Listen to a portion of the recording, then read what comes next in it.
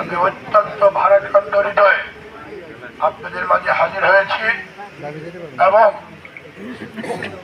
আমি আজকে মহান রব্বুল আলামিনের কাছে দোয়া করছি।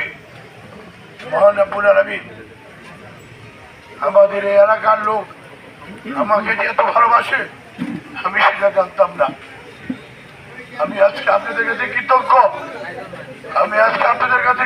সারা জীবন যে আপনারা আমি এমপি হই বা না হই আমার শেষ বিন্দু রক্ত দিয়ে আপনাদের মাঝে থাকবে। আপনারা যে আমাকে এত ভালোবাসেন সেটা আমার জানা ছিল না। আমি সত্যিকার আপনাদের কাছে কি বলবো, আমার হৃদয়টা ছেড়ে দিতে দেখাতে পারতাম আপনাদেরকে আমি কতটুকু ভালোবাসি।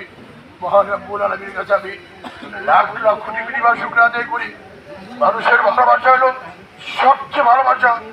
আমাদের ভারপ্রাপ্ত চেয়ারম্যান একটি কথা সবসময় বলেছেন, নেতা সেই জনগণ যাকে নেতা বলে সেই নেতা।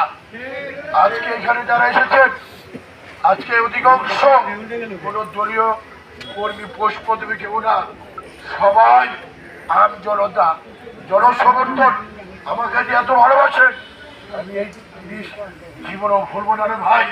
এটা সত্যিকার অর্থে আমি আজকে আমার মনটা বাকরুদ্ধ হয়েছি। আমি চিন্তা করি নাই লোক আমাকে এত ভালোবাসে। যাই হোক, আমি আপনাদেরকে বলবো জীবনে কখনো আপোষ করিনি, আপোষ করা কোনো শিখিনি হই নাই।